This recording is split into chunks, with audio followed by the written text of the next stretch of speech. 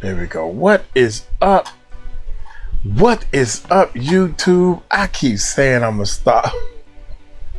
I'm gonna leave this Umar dude alone, man, because hey, he is going viral now, and on this school they're having open in 13 years, cuz come on, man, 13 years. So we're gonna do a reaction. I got my beautiful fiance back there. I don't know if she hide more and more. Anyway, I'm gonna have her listening to what's going on so she can catch her up and everything. But dude, you know you in some serious trouble if you got Charleston White talking about you. You in serious trouble if you got Charleston White talking about you, man. So y'all hit that subscribe button, hit that bell. Hey, we're gonna check this bad boy out. If you got Charleston White talking about you, dog, that ain't good. Hit that subscribe button, hit that bell. Let's check this bad boy Situation is resolved. If you want to make a donation to FDMG, send it through PayPal. How do you raise nearly $1 million for a school and end up broke, panhandling on Instagram? Dr. Umar Johnson, once hailed as a champion for black boys and a revolutionary voice in Pan-African education, is now sitting in a rental car halfway across the world, begging strangers to send money to his PayPal.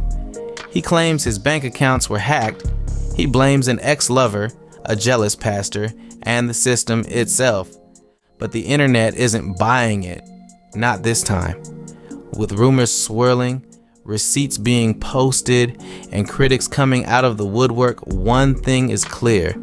The Prince of Pan-Africanism has lost more than access to his bank account. He may have lost the people's trust, but how did it all unravel? And is there more to this story than he's letting on? Let's break it down. It all started with a video. A grainy clip of Dr. Umar Johnson sitting in a parked car somewhere in Africa.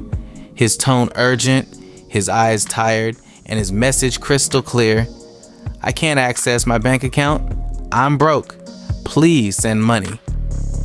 He claimed both his personal and school accounts were frozen. Not just locked, frozen, with no explanation, no warning, and no access to the donations meant for the Frederick Douglass Marcus Garvey Academy. According to him, someone had been trying to gain unauthorized access, triggering an investigation that left him financially stranded. But instead of quietly handling it through legal channels or speaking with his bank behind closed doors, Umar did what Umar always does. He turned on the camera, and what followed was a digital sermon filled with pleas, paranoia, and PayPal links. He repeated his donation platforms like a mantra. Hit the CashApp, send it through Apple Pay, use the PayPal, support the mission. It was part crisis, part fundraiser, part spectacle, and the internet had questions, lots of them. How could a man who raised nearly $750,000 for a school be so broke he can't feed himself or pay for a hotel room? Why did he need the public to cover basic expenses while claiming to lead a major educational movement? And more importantly, was this just another chapter in a very long hustle? But that wasn't the whole story, because the real fire didn't start until people figured out who he was blaming for the account breach. According to Dr. Umar, the chaos began when he tried to log into his bank account while overseas in South Africa. But instead of seeing his balance, he got locked out completely. The bank told him they had no record of his account, not just frozen, as if it never existed. He called customer service, he entered his card number, still nothing. Then came the bombshell. Both his personal account and the account tied to the Frederick Douglass Marcus Garvey Academy had been frozen. And not only that, they were both under investigation. He was quick to clarify, not because of anything he did, no fraud, no mismanagement, at least not on his part. Instead, he claimed someone had been trying to hack in. someone close, someone with motive. And that's when the finger pointing began. He named two people, a woman he once called Medea, now his public nemesis, and someone he called Pastor Boosie, an alleged co-conspirator. According to Umar, these two were trying to fraudulently gain access to his finances during the exact window he left the country. He even hinted that federal charges could follow, repeating over and over that bank fraud is a federal offense. But despite all the dramatic claims, there was no documentation, no police reports, no screenshots, just vibes, paranoia, and repeated demands for donations while the investigation played out. And online, people weren't buying it. Especially once they learned more about the woman he was accusing. The name he kept dropping, Medea, wasn't just some anonymous hacker. She was woman doctor Umar had allegedly been romantically involved with. And when she found out he was blaming her for the bank account fiasco, she didn't stay quiet. She fired back loudly. She showed up on Tasha K's platform and blew the whole situation wide open. According to her, Umar wasn't some noble revolutionary stranded overseas. He was a manipulative fraud living in chaos and hiding behind his public image. She accused him of being a serial grifter, a hoarder who filmed videos from random hotel rooms because his home was too filthy to show on camera. Her words were harsh, but the internet listened. She called him a broke celebrity wannabe, said he used women for clout and comfort, and claimed he wasn't even the rightful owner of the so-called school building.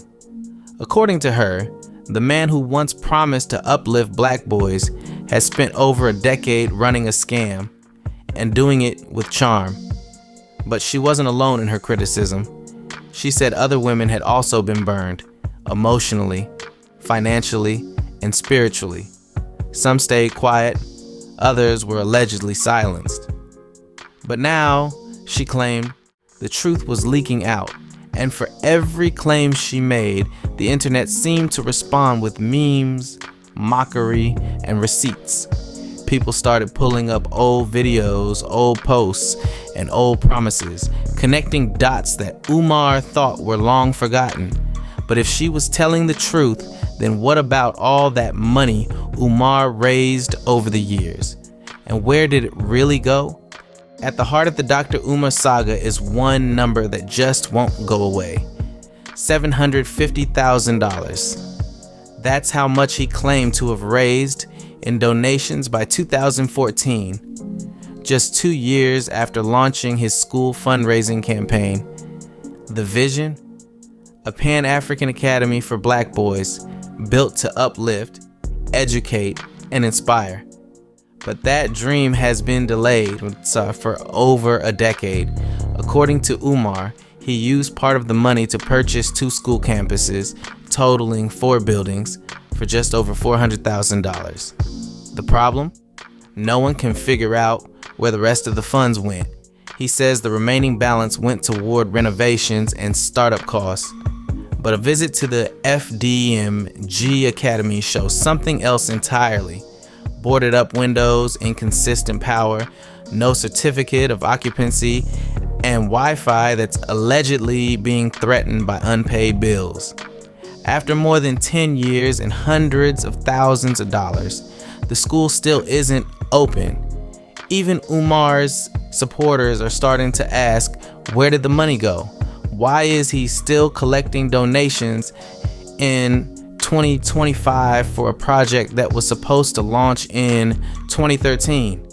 Why is there still no transparency, no clear budget, no breakdown of how the funds have been used? And the timeline doesn't help his case. Old posts show that he started soliciting donations as far back as 2010, not 2014, as he claims. In fact, he once promised that the school would be open by September 11th, 2013. That date came and went. And so did many others. What's worse, Even people who once defended him are now calling for answers, including voices from inside the culture. For years, Dr. Umar painted his critics as outsiders, haters, trolls, or enemies of Black progress. But recently, the backlash has been coming from a place he didn't expect, inside the culture. Enter Charleston White, community activist, street philosopher, and professional fire starter. In a clip that quickly went viral, Charleston tore into Umar with the precision of someone who'd had enough. Now, ain't nobody, how PayPal freeze your account? I thought a nigga supposed to have a credit union, a bank, CashApp, Zelle. How the PayPal? You trust the white man, that mother doctor, talking that nigga talk. No, you tell me the good doctor. You trust white folks' system this much as a Pan-African. You put all your eggs in the digital basket with nothing. I call bullshit.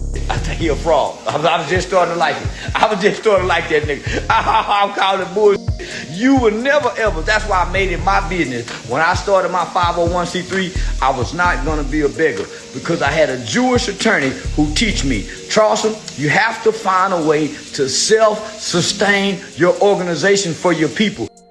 I've been working in the community for over 12 years, he said. I've never asked for $1. I sold barbecue, fake pills, whatever I had to, but I never begged my people. Then came the dagger. Umar is a kitty hound. He weak for the kitty. I'm a player. He's a sucker. It wasn't just about the money anymore. It was about character. The kind of man Umar really was behind the dashikis and donation links. The community wasn't just questioning his financial ethics, they were questioning his integrity, his manhood, his entire persona. Other influencers jumped in too, sharing receipts, timelines, and old interviews that painted a picture of a man who always seemed just one crisis away from asking for more money.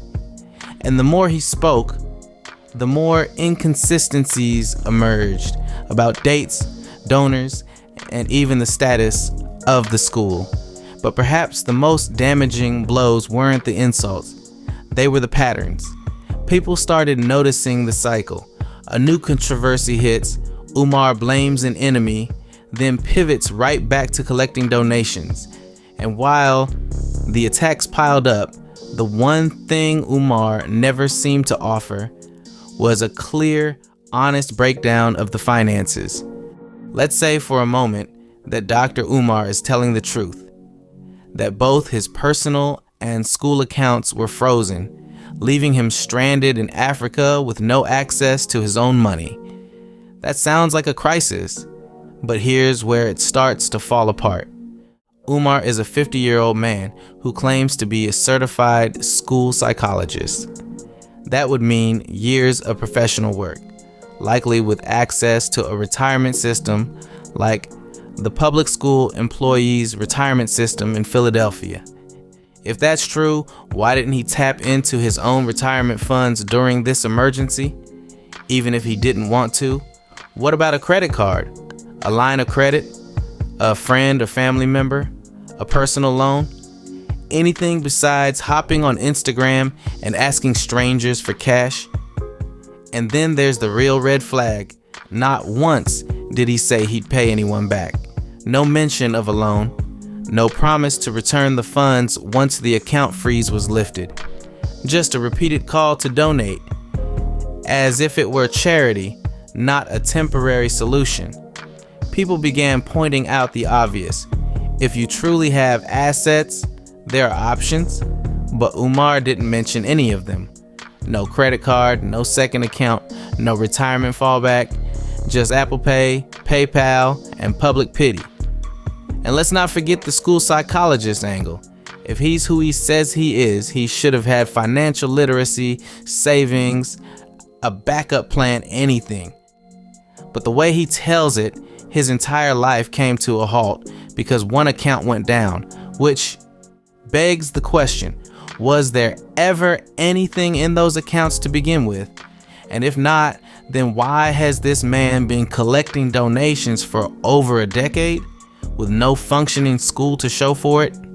The story of the Frederick Douglass Marcus Garvey Academy has stretched across nearly 15 years, and yet there's still no functioning school, no students, no classes, no staff, just an empty building with a fading sign and a rotating list of excuses. Back in 2010, Dr. Umar made a bold promise. He'd build a private Pan-African school for black boys, one that would specialize in helping students with learning disabilities and behavioral challenges. Again, the opening date, September 11th, 2013. Then came new dates and more delays. Year after year, fundraiser after fundraiser, Umar insisted the school was just around the corner.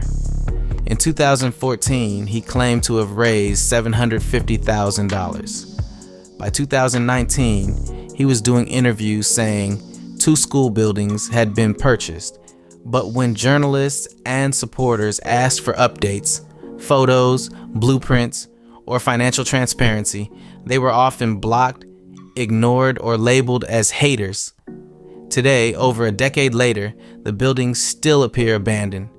There's no power, no accreditation, no certificate of occupancy. Umar now says the Wi-Fi might get cut off, but the question is, how do you need Wi-Fi for a school that doesn't have power? The deeper people look, the more inconsistencies they find. From the school's ownership records to the construction permits to the state of the facilities themselves. The building has become a symbol, not of hope, but of stalled potential, broken promises, and financial confusion. For many, it's not about attacking the idea, it's about accountability. How can you keep asking for donations when there's no evidence the school is anywhere near opening? And more importantly, what exactly are people still paying for? But as the school dreams crumble, the internet did what it always does, and it turned the scandal into a meme circus. As Dr. Umar poured out his frustrations online, claiming to be broke, stranded, and betrayed, the internet did what it always does. It turned the meltdown into content. Someone signed him up for Meals on Wheels and posted the confirmation as a joke. Others coined new titles like Prince of Panhandling and Scam African King. Memes exploded across social media. One user wrote, "Peace and Scam Africanism, brothers and sisters," mocking his signature greeting. Another quipped, "The ancestors hacked his account." TikTokers reenacted his videos. Twitter threads dug up old posts, old promises, and broken timelines. Even his donation pleas became punchlines. He says he's never asked for $1, one person wrote. But somehow, every video ends with a donation link. The ridicule wasn't just funny. It was devastating. It exposed a deeper truth. The public was no longer afraid to laugh at what once felt sacred. His aura of leadership had cracked, and in its place stood a man who looked increasingly like a character in his own cautionary tale. And as the jokes kept rolling, one uncomfortable truth lingered in the background. People were mocking him because they no longer believed him. What started as a movement had become a meme. What was once about black liberation was now reduced to punchlines about PayPal and frozen bank accounts. Dr. Umar Johnson didn't just promise a school. He promised a revolution, a sanctuary for black boys, a self-funded institution built without the help of the system. He framed it as a mission, a movement, a moral obligation. And for a while, people believed him. But now, after nearly 15 years, millions of views, and an estimated $750,000 raised, there's still no functioning school. Just donation links. He says his accounts were hacked. He says he's being targeted. He says the investigation will prove everything. He says a lot of things, but critics say otherwise. They say the receipts don't add up, that the building is just a prop, that the project was never about students. It was about celebrity, whether he was scammed, sabotaged, or simply never prepared to deliver on his grand vision. One thing is clear, the trust is gone, because at some point you have to ask, if the school never opens, what exactly were people funding? A cause, a dream, or a carefully crafted illusion? Let us know what you think in the comments.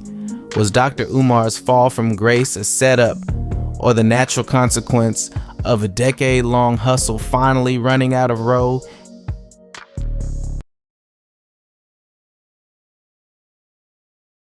Let us know what you think in the comments. Check this out, man. I'm trying to figure out how he gonna come back. I mean, you gotta answer, man. You gotta answer. That last video, you saying that they froze your accounts and you're waiting for them to unfreeze your account, and then one of your accounts, I don't know, maybe they said it never exists and your PayPal's being shut down. The longer you wait, everybody clearly knows you was a fraud.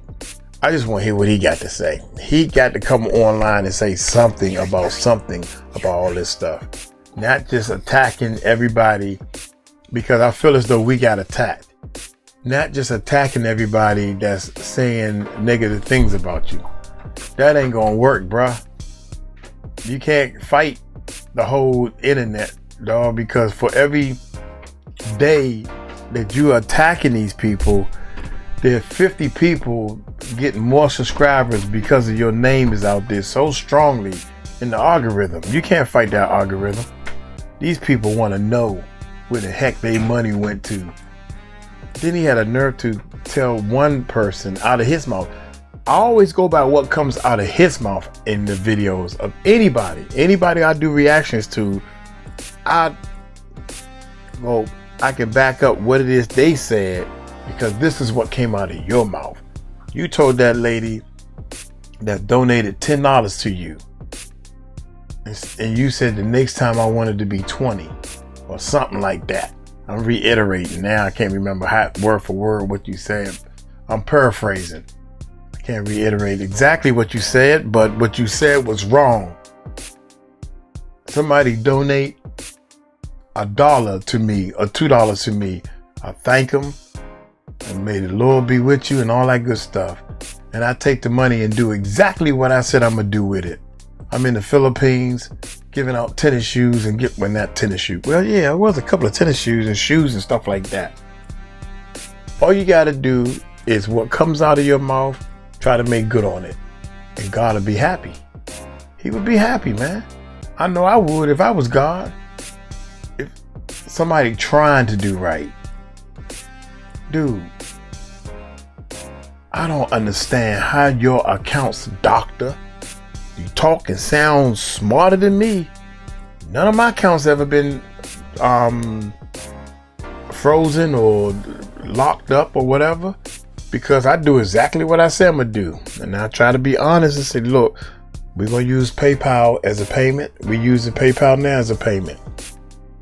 And I'm like, oops, I'm sorry, this don't supposed to work like that or don't supposed to happen like that.